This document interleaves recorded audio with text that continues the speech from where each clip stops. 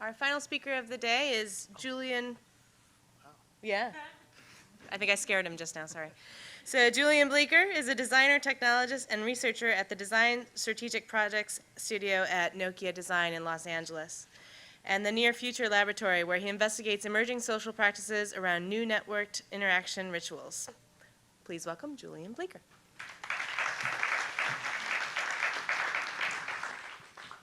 I'm going to do the Tom Jones thing with the microphone.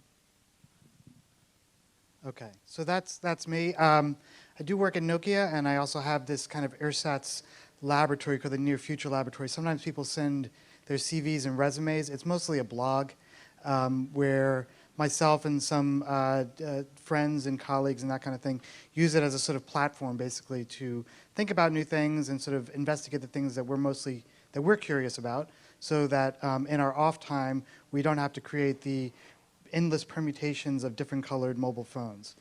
So it's just it's a place, it's an idea, it's a vibe. I've been on this topic that people call design fiction, and I'm calling this designing through science, fact, and science fiction. It's a way of, I think, it's not so much a prescription as to how to design as it is a sort of sensibility and a recognition of the power of science fiction in this case to help inspire and sort of provide a story and a context around some of the things that I think all of us in one way or another do.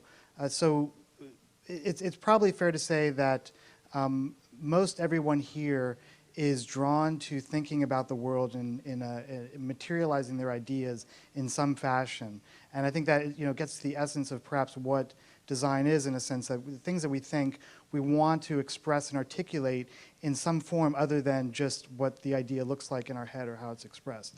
And that's very much related to sort of myself and my background. I have a PhD, so I know what the fuck I'm talking about. And I got this in 2004 after getting two. I'm well overeducated for my own good. 2 degrees, 1 degree in electrical engineering, computer science, another degree in computer-human interaction, and that wasn't enough. And the economy sucked, so I went back to school again and got this. And I wanted to extend that kind of engineering, kind of very hardcore science stuff into a degree that was closer to how society works. And I was mostly interested in how technology is so enmeshed and rooted in our society to the degree that it basically defines how we imagine the world in a very kind of material way. And I'm not saying that's a broad generalization, but I would say to a large degree, at least the part of society that we run within and that influences and exerts a lot of political and social and cultural and mental power on people and the actions and the way they imagine how the world could be is informed and shaped by technology and science. So I wanted to understand this question. Part of my dissertation was on Terminator, the movie Terminator, because that actually has a lot of embedded power in the social imaginary about how technology works, what the future might look like, these robots and sort of cybernetic intelligences. And so I had to wait until Arnold Schwarzenegger was governor to get his sign off on it. This is good, like the work, carry on, Julian. So that's my opening joke. So the dissertation was called The Reality Effect of Technoscience.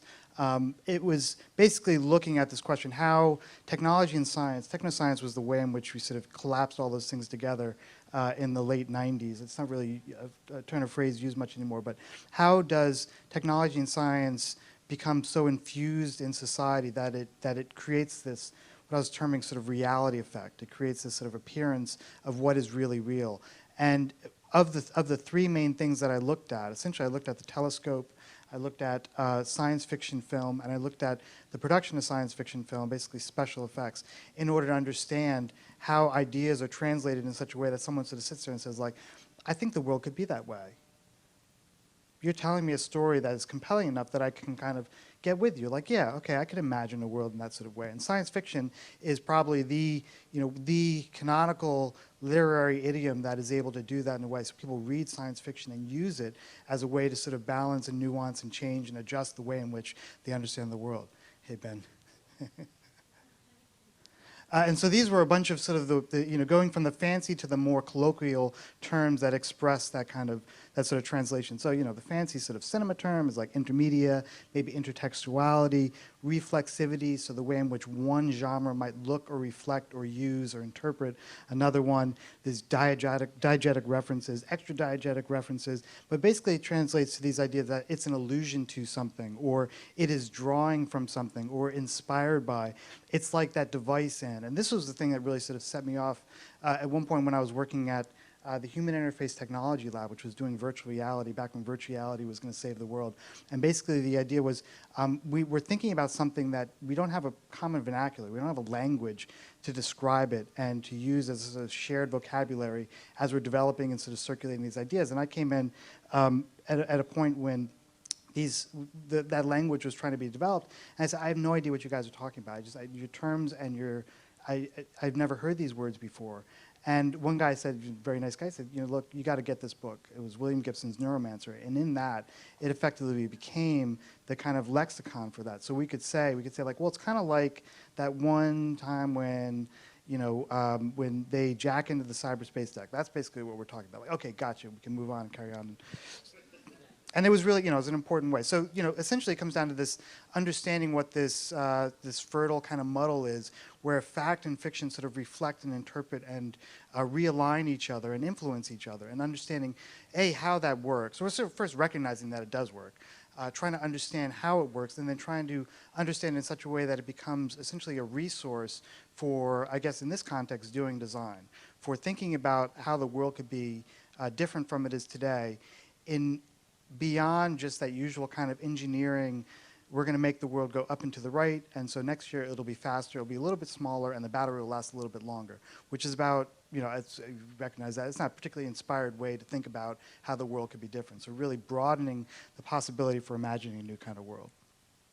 And so understanding how these, in this case, design, science fact, science fiction, shape and influence each other in a very mutual way is, I think, a very powerful first step towards I wouldn't say like completely different, but a new approach to doing design, and a new approach to maybe just in those early formative moments when you're trying to think of something new, looking at the ways in which you can sort of bring these things together and say, like, okay, look, let's not talk about practicalities, let's not talk about what the new screen sizes are supposed to be, or what the new technology that Foxconn is trying to push on us or whatever. Let's just start fresh, and let's think think beyond what so I guess sort of reasonable people who aren't usually designers. They're the people who wear the blue shirts and the yellow ties, and they tell you, well, marketing says that such and such, not that kind of thinking. And so around this time, I wrote this essay mostly as a way to just kind of get some of these ideas out.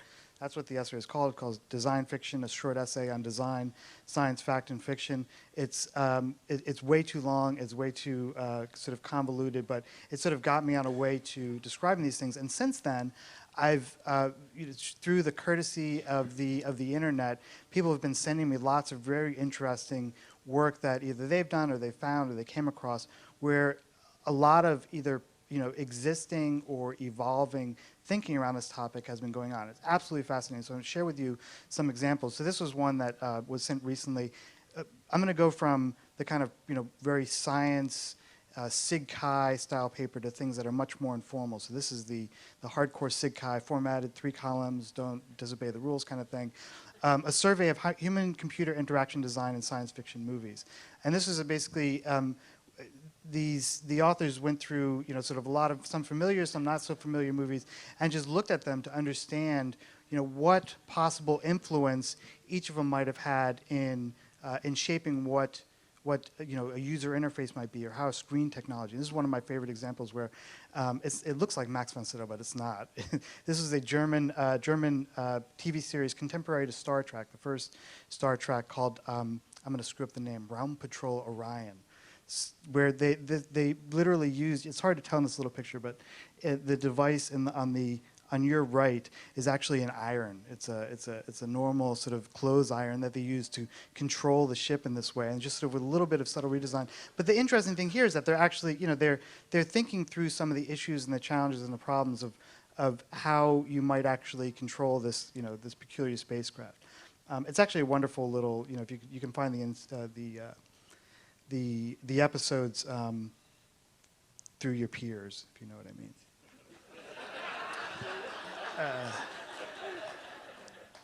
The paper's pretty good. It's not super analytic, and it gives just gives a bunch of examples. But I think the important thing and what I really enjoyed about it is that this sort of diagram, which is about as like sort of crazy and creative as you can get in these ACM papers, where they're just sort of showing this flow, how films cite existing technology, and that technology inspires films in this sort of circulatory loop, where then films inspire new technology, and filmmakers and technologists actually sort of work together in some fashion to create these new visions. And I find this to be like, in its simple form, a very hopeful sort of schematic of this idea of how these sort of things work together in a mutually influential way. So obviously the film is more than a film. It's also a way of sort of understanding the world. This is another favorite example, which is sort of on the list of must-sees.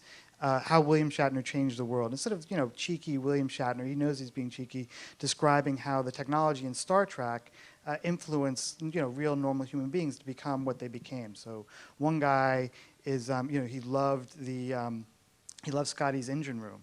And he's like, I want to be the guy who designs things like that. I'm not sure exactly what it is. When he's a kid and he grows up and he's like, JPL scientist and these kinds of things, or people who are working on medical technology. So Gretchen's example, they saw the medical bay, and in the late '60s, that was a fascinating bit of technology. So how can I be a part of that? And so it's just looking at both the way in which people were influenced, but then obviously also the ways in which technologies are influenced. So yes, okay, the clamshell communicator, and you can see the obvious signs and signals of it in not just mobile phones, but of course the Motorola clamshell style and how that kind of shaped and informed things. Whether or not there's a direct influence, some people might be like, no, it wasn't. That's our own idea, or not. But either way, you can see that there are these kinds of ways in which these ideas are essentially, I would argue, just to be provocative, like one and the same. So actually, the making of the film is actually participating in the design process in a very real and very tangible way. It's not peripheral. It's not an accessory to all that kind of work that goes on. Here's another paper that I came across recently. Arwen, you want to find out, Regina is the one that you want to, wonderful paper where they basically go through 30 films, and it's a scientific paper, so it's like scientists trying to have fun. Like, we want to watch movies. How can we get away with watching movies? And they go through and they watch 30 films to understand all the possible visions that relate to the issues and problems and challenges of long-term space travel. There's a technical term for it, basically like going really, really far for a really long time. And so they look at 2001, like, well, how'd they do the food thing? And just to provide these kinds of ways in which, for them, in a very sort of more serious kind of work, trying to understand how this works, understanding what the design challenges might be that they might be overlooking, or just to be inspired by the possibilities that are represented in science fiction films.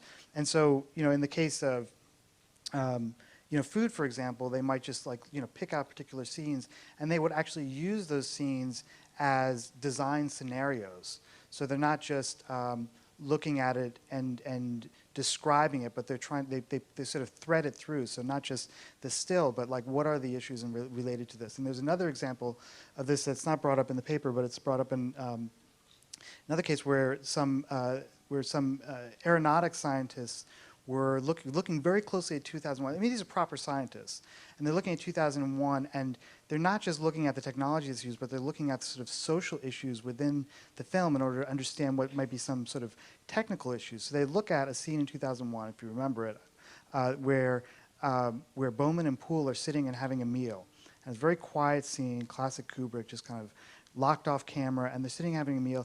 And these scientists notice, well, actually, they're having two separate meals. One's having breakfast, and one's having probably supper, because they're on all these alternate shifts. So then they have starting to have a discussion about what it would mean to have to have astronauts running alternate shifts. And then they go even further, and they say, like, it's very curious that the astronauts aren't talking to each other. What do we do to enable people to have sort of a social relationship and maintain conversation and dialogue and all the things that we would imagine would be significant if you're going to be in space for whatever, 10 years, and maybe you don't get along with the other guy? What do you do about that? So this was a paper that Genevieve Bell and Paul Dorish wrote a few years ago, where they were looking at ubiquitous computing, so UbiComp, and they were trying to understand UbiComp's relationship to the future, because for them, UbiComp was, they referred to as this proximate future. UbiComp always sort of represented something that was barely attainable, and they sort of went through all these examples of how UbiComp was just kind of basically presenting a possible future that may not be possible in the day in which, so, you know, it was scientists basically creating things that they couldn't quite exactly do, and trying to understand that relationship to the scientists who were working on UbiComp. And then they went a step further and looked at the kinds of science fiction film that UbiComp scientists would have come up to when they were youth. So when they were kids, what shows were they watching? And how does this shape and inform and influence the kind of UbiComp proximate future that they were trying to create? Really wonderful little paper. This was just a few days ago on Ars Technica, looking at how Star Trek artists imagined the iPad 23 years ago. So for those of you, Star Trek, I'm sure, I mean, I'm not going to do a show of hands. You don't want to embarrass yourselves, but yes, we all know, but watch Star Trek. They were looking at, they actually talked to the production designers for most of the Star Treks, the movies and all the television series, just to talk to them, like, how did your vision of what was possible inform the production design? There are a lot of really interesting insights. My favorite one is basically like, well, the production budget. We didn't have a lot of money for lots of knobs and buttons to put into the production design. So someone was like, hey, we could just draw it and do these illustrations, and well, how are you going to control it? Well, you sort of, I don't know, you touch it, I guess. And I guess, this is mostly fascinating to me because, yeah, I mean, that's legitimate. That's not like, you don't have to base it in some kind of, user research or a study, or, go fuck off to Afghanistan and try to understand how people really live, or these kinds of things, just whatever. Another great example, so we're moving closer to just kind of a more journalistic understanding of this.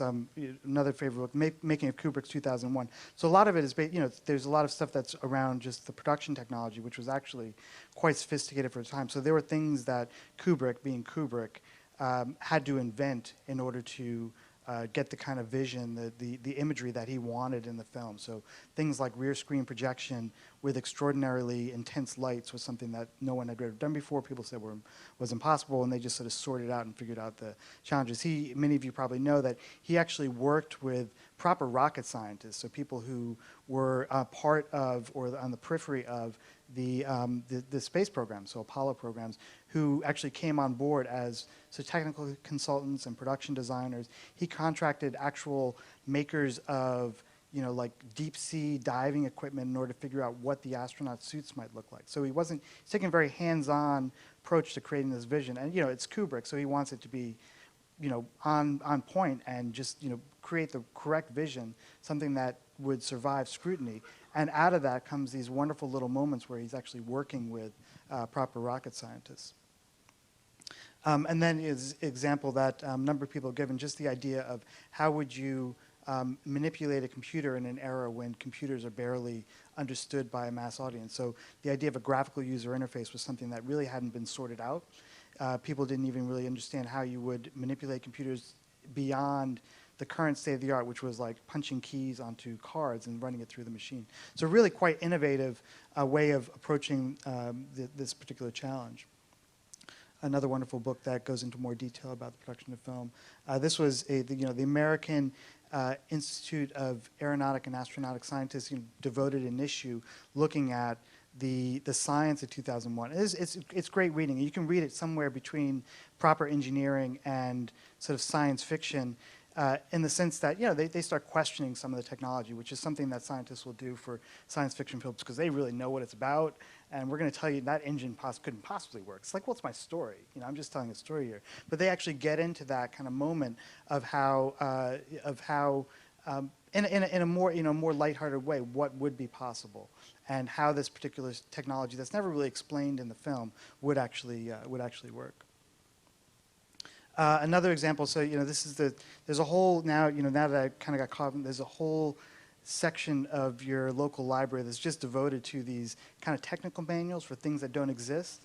which I find, it's a wonderful, so this is the kind of reversal where you actually you're doing sort of engineering that's, science fiction that's disguised as engineering in a way, and taking it quite seriously and quite literally, and using all the genre conventions that you might expect for something like a technical manual. This one became a bestseller, which I think is fascinating. It's something that really inspired a lot of people to think differently about what Star Trek was and what role it played in society and all these kinds of things. These are just some of the drawings from it. So this guy, Joseph France, he was a technical illustrator for the aerospace industry in Southern California, and obviously also a Trekkie. And so he drew all these, in that idiom of the technical drawing that he was doing day in and day out, drawing these kind of illustrations of these things that don't exist, but taking it super, super seriously. With all the the curvature and what the materials were and all these kinds of things. A schematic. Awesome. This is so cool. I mean, as a kid, 10 or 11-year-old, starting to play around with electronics, I was like, there it is. I'll get this done this weekend, no problem. Another one, so these, if anyone's had like a VW or Toyota that's fallen apart on them, you probably have one of these Haynes manuals like telling you how to strip it down and get it back running and stuff like that. So the idea that someone actually made one for the Apollo 11 Lunar Lander is cool. And I got this T-shirt. Mike's colleague Todd pointed me to this T-shirt. This is a service manual for Ed 209. Remember from RoboCop? He kills the guy. And then you get all these other kinds of manifestations of these same ideas. So this is the artist Tom Sachs, sort of roughly a sculptor in some form, but he did this entire reenactment of the moon landing, building everything to scale effectively. So the lunar lander inside's got everything that you would expect to have, but you're kind of like, wait a minute, this isn't quite the same story, because both the astronauts are two women, might be lesbians. There's this whole scene where they have a love affair on the ship as it's going to the moon. And there are packs of Winston cigarettes in the supply cabinet and Jack Daniels bottles. It's just wonderful. But this idea, what I find so exciting about it, aside from the fact that he built this two-scale size that I could have bought, but I didn't have enough money, of the Lunar Lander is that just that moment of reinterpreting, of taking an existing story and sort of reinserting a new set of a new story, a new set of characters in a way. So there's something that you already bring to it as a sort of a human being who understands this part of our history. You bring that and you invest that into the story, but then you just kind of these little chinks in the armor that throw it off a little bit. So you've already got a lot of material that you bring to it that you can just subtly alter in a way. And I think this sort of tips into some of the things that I'm thinking about more recently, but still haven't quite formed a solid idea of what it is. But how can you use science fiction as almost as a way to change what people expect from what you do? So just making these little alterations to the world. So for those of us in the world where where someone expects you to do can you make this mobile phone but just make it in pink, and you don't want to do that. You want to do something because you have some good ideas about how it could be just a little bit better than just a color change. Are there ways in which you can defy expectation in a super subtle way and just reinterpret what they expect? And so here's another example. I don't know if this will. Futuristic gloves. So this was. Coordinate vast amounts of information. This is for me the great example of how Minority Report is tied to all the things that we understand about gesture interfaces through John Underkoffler, who some of you probably know, who basically was a technical consultant for the film and used the film as a way for him to understand this technology they wanted to build and sort of use the film as a way to, I guess, sort of disseminate his idea to a larger public audience than he ever could have possibly done if he wrote a Sig Chi paper or something like that, and also inserted into the popular imaginary in the same way that William Gibson inserts the idea of cyberspace or information space into the popular imaginary, or at least to those who read the science fiction. So, to me, I look at this film as a sort of collaboration between Underkoffler, Spielberg, and P.K. Dick, maybe Tom Cruise, as a way to develop technology. It's not so much a story as a sort of spec or a description of a possible world with an incredible budget.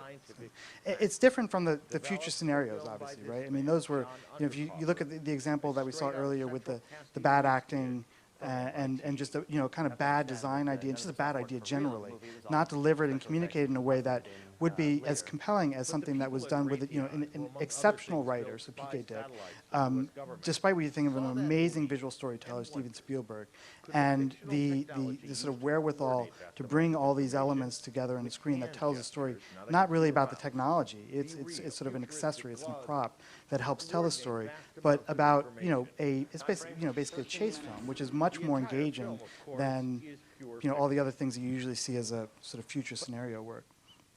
Dark Knight's another interesting example, at least insofar as it tells a story about what a sort of dubious vision of a ubiquitous computing future might be. At least in this moment, I don't think, maybe this might not even be a movie. Yes, it is. So where they create the technology that allows everyone's phones to essentially become sort of listening posts for what's going on in the world, if you remember this moment. And so they play out this question that a lot of UbiComp scientists who sort of think about these things might ask, like, well, what's the downside to it? Like, what are the potential invasions on civil liberties if we're always tracked because we have to beep into things or swipe our ATM cards and that kind of thing? And they play it through in about 32 seconds. Like, they make that issue as tangible and palatable as any sort of well-thought-through philosophical commentary on it, and they just do it because it's inserted into this engaging drama. Whether or not you like Christopher Nolan's work or not, it's still a very powerful scene.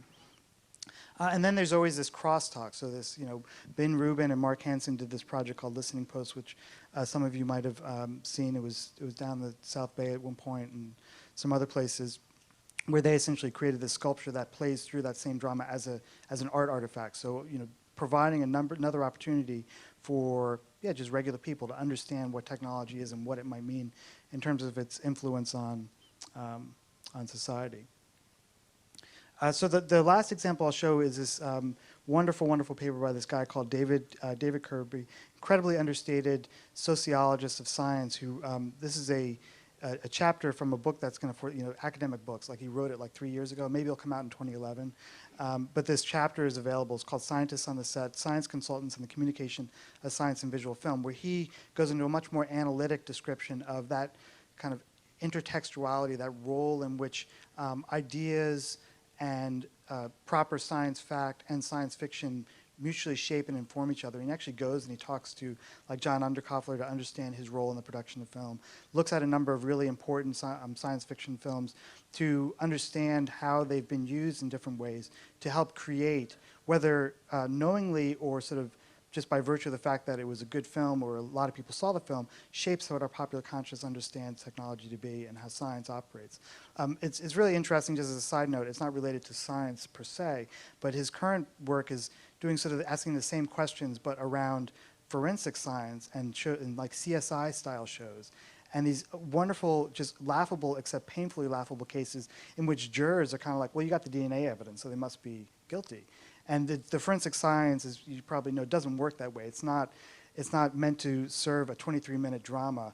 It's actually incredibly variable, and just because you have genetic material doesn't mean that you can, with 100% accuracy, identify who that person is. So it's posing these serious problems to the judicial system, and he's trying to understand what that is and how that works.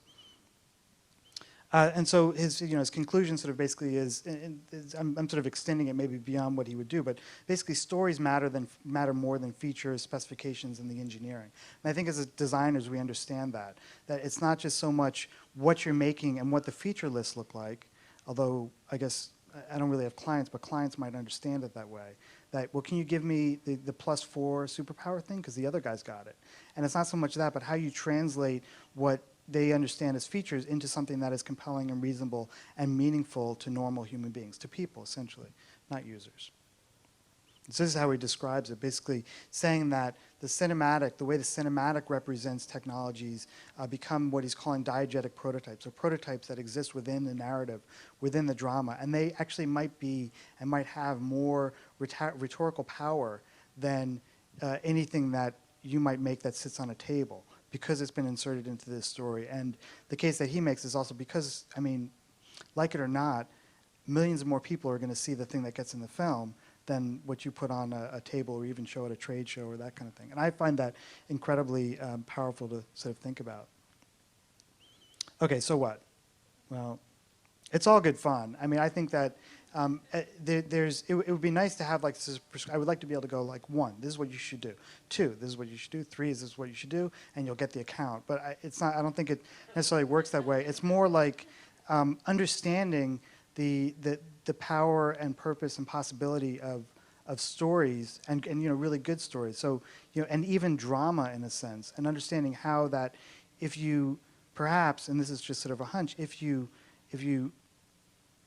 sort of don't fetishize the object and don't fetishize the design thing, and I mean, we all want to make toothbrushes that look like Porsches, and it's not so much about that. It's just about what humans do and how they engage the things that we're creating, and understanding the human potential and the human story. So I just sort of have fun with it. Like this was this is my ongoing project to rewrite 2001. So I'm working on a redo of 2001, where Hal is actually a guy, a mechanic. And his whole plight is basically understanding, because some of the things that came up around that people puzzle about 2001 is that they're like, well, how could the computer go crazy? And I've heard people say like, well, if the computer is of such an artificial intelligence class 5, he would actually behave more like a human than a computer. So I thought, well, if we just flip this and turn it into a person instead of a computer, maybe we'll understand better what artificial intelligence is and what it could possibly be. So if anyone knows any producers, I'm sort of get that into Sundance. I'm just going to close with this. This is a film by this filmmaker, Michael Horn.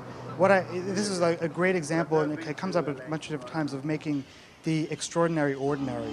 So doing these things where you essentially flip the world on its head in a way that allows you to sort of understand a new possibility, a new way in which the world could possibly be. This is obviously, it's off the hook kind of a way, but I think that there are ways visually, and as good designers and creatives, we can think of using the power of the film, the power of the cinematic, and the power of a good story to actually reinsert and change what the world looks like. And enough points to that you can have that moment where you do sort of have the nervous laughter or the chuckle, and you say like, okay, let's talk about that. That's actually a compelling vision. How can we do that? How can we make that happen? I'm not saying making Death Stars and stuff, but just this kind of thing.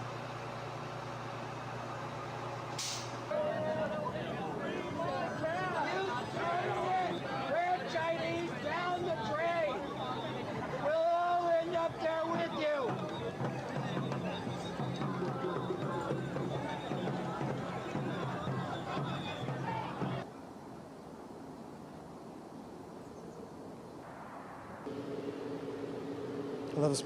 I dropped the keys. Can you just throw them up to me?